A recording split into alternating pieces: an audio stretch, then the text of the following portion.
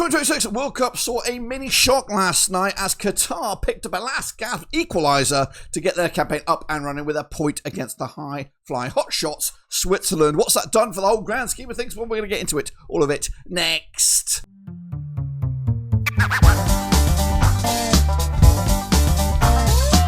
That's right, folks. Once again, let's take a look back at last night's quadruple fest. First and foremost, we're going to take a look at Qatar picking up that massive point against the Swiss, goodness gracious me, in a one-sided game. If I ever did see one, that's right. Swiss, of course, looking like we're trying to open up with, of course, a cheeky win, but it is football, baby. It is football, and we'll get into all of that in just 1 second. If you're new where you've been, smash your subscribe. You want to for Blackburn Rovers, World Cup reviews, World Cup previews, that's right. We've got it all here under one Ruski, that's right. So Qatar point, Swiss point.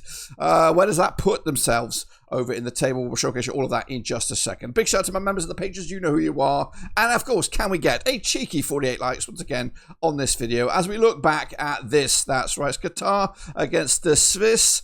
And of course, it ended up being a 1-1 scoreline. Of course, Brelin Bolo, one of the danger men for me for the Swiss, converted from the spot to give Switzerland a lead in what looks like a one-sided affair. That's right. It wasn't until the bitter end, and I'm talking the bitter end, where Qatar with Muro Muheim popping up with an equaliser to, of course, give themselves a solid, nice point against the most difficult, I think, the opposition for Qatar in this group phase. We'll talk about all of the grand scheme of things in just a second.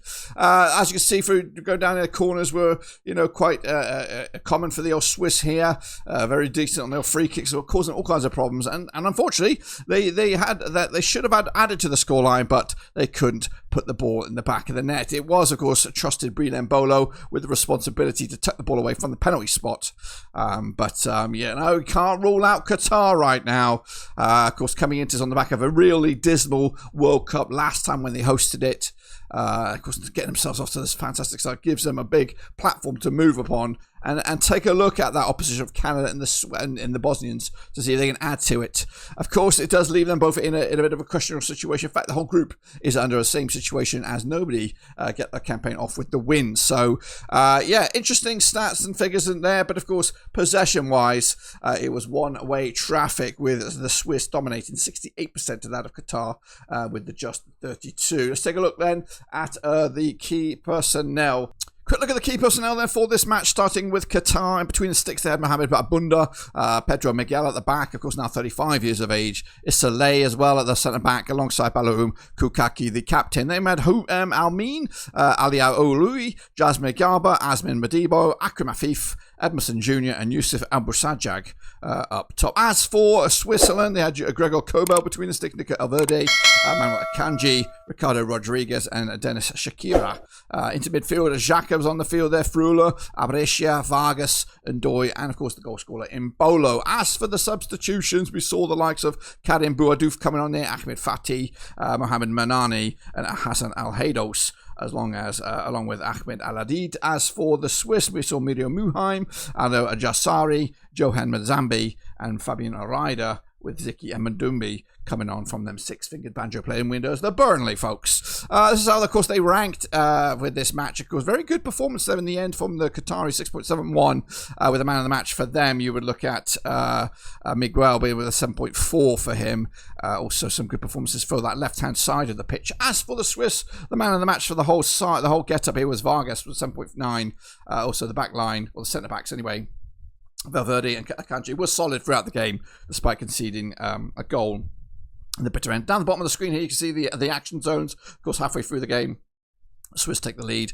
A couple of yellow cards as well for the Qataris, as well as one for the Swiss, for the wholesome changes and that delicious equaliser for the Qatari nation in this opening game for these two nations over in Group B. And the sort of Group B looks like this right here, right now, as you can see, with the Bosnia-Herzegovina on top on goal difference, believe it or not, ahead of Canada with Qatar and Switzerland in amongst it. Everybody's level pegging with a 1-1 scoreline on their agenda, which leaves it very, very spicy after the first round of games, of course. The Switzerland Switzerland will take on the Bosnia-Herzegovinians in the second round of games. That's of course on the 18th of June, with Canada taking on Qatar. Same match day, maybe on the 19th of June, depending on where you are in the world.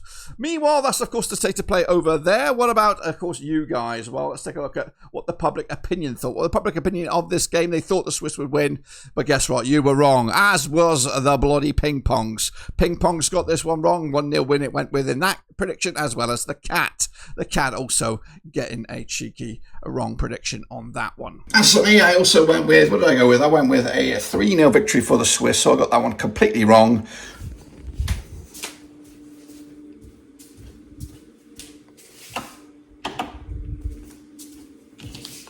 So all that leaves me now is to update the actual scoreboard to reflect that 1-1 scoreline.